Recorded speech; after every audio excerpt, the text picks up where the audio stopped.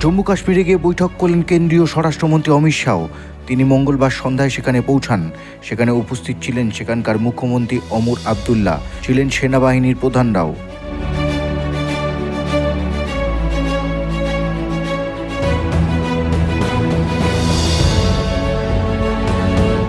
ইতিমধ্যে এই জঙ্গি হামলার জেরে প্রাণ গিয়েছে 26 জনের, আহত হয়েছে আরও অনেক।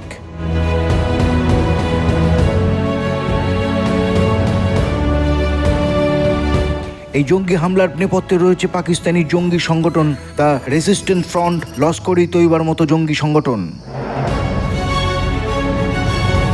জঙ্গি হামলার পর পেহেলগাঁওয়ের নিরাপত্তা আরও আঁটোসাঁটো করা হয়েছে। সর্বত্র চলছে নাকা চেকিং।